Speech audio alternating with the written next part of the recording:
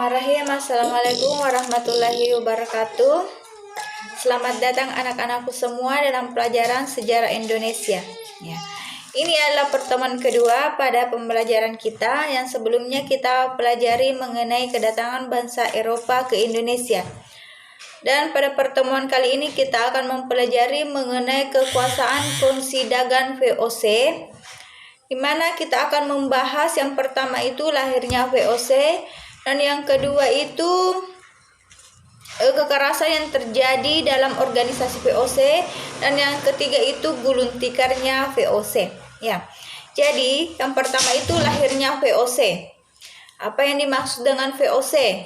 Ya, jadi VOC sendiri itu adalah suatu organisasi yang dibentuk oleh bangsa-bangsa yang berkeinginan untuk mendapatkan keuntungan hasil dagang rempah-rempah yang ada di Indonesia atau di Nusantara, yang di dalamnya itu terdiri dari negara Belanda dan India yang bersekutu membentuk VOC.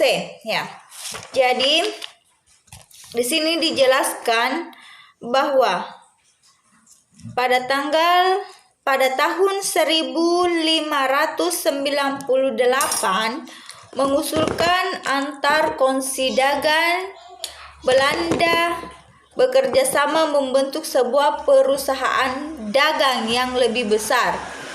Usulan ini baru terrealisasi 4 tahun berikutnya, yakni pada 20 Maret 1602 secara resmi dibentuklah Persekutuan Konsidagan Belanda di Nusantara sebagai hasil fusi antar konsi yang telah ada.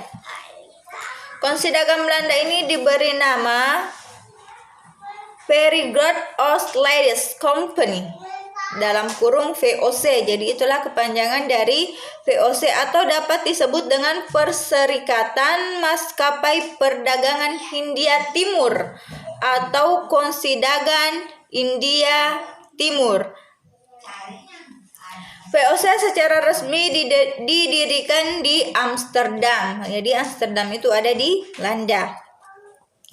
Adapun tujuan terbentuknya VOC antara lain yang pertama, menghindari persaingan yang tidak sehat antar sesama kelompok atau konsi dagang Belanda yang telah ada. Jadi tujuan pertamanya itu mereka membentuk sebuah perserikatan atau membentuk sebuah kelompok. Yang pertama itu mereka tidak mau ada pertikaian, karena dimana kita ketahui bahwa di dalam perebutan rempah-rempah ini tidak hanya 1-2 negara, tetapi yang memang sebelumnya itu ada negara Spanyol, ada negara Portugis, Belanda, dan Inggris.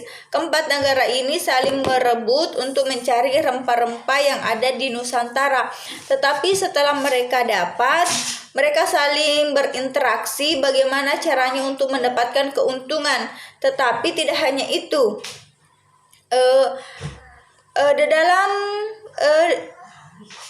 interaksi itu terdengar dari beberapa negara lain, maksudnya negara lain mengetahui bahwa di dalam Indonesia itu atau dalam Nusantara itu ada rempah-rempah yang memiliki keuntungan yang lebih besar, sehingga negara lain juga ikut untuk mencari keuntungan. Ya, maka daripada terjadi persaingan yang tidak sehat, maka Belanda dan India itu membentuk perserikatan ini.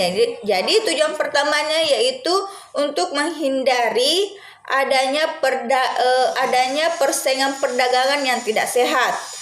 Kemudian yang kedua, memperkuat kedudukan para pedagang Belanda dalam menghadapi persaingan dengan para pedagang negara lain. Jadi yang kedua itu memperkuat kedudukan mereka antara Belanda dan India untuk menguasai. Jadi mereka membentuk sebuah organisasi agar mereka lebih kuat untuk mempertahankan kedudukan mereka sebagai pedagang.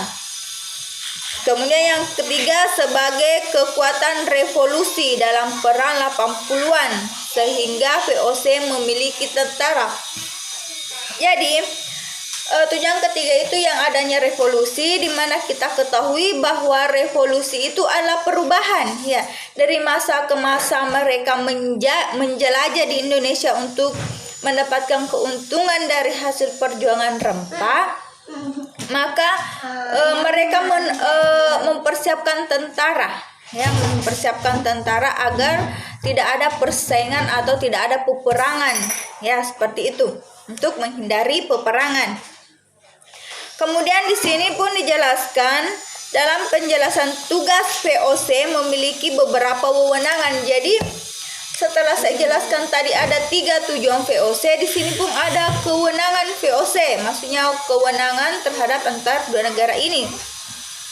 Yang pertama itu melakukan monopoli perdagangan di wilayah antar Tanjung Harapan. Jadi monopoli perdagangan itu yaitu melakukan monopoli perdagangan di wilayah antar Tanjung Harapan sampai dengan Selat Magelang, termasuk Kepulauan Nusantara. Kemudian yang kedua membentuk angkatan perang sendiri. Kemudian yang ketiga melakukan peperangan. Dan yang keempat mengadakan perjanjian dengan raja-raja setempat. Kemudian yang kelima mencetak dan mengeluarkan mata uang sendiri. Jadi itulah kewenangannya. Kemudian yang keenam mengangkat pegawai sendiri dan pemerintah di negara jajahannya. Jadi itu adalah kekuasaan mereka ya, yang mereka bentuk.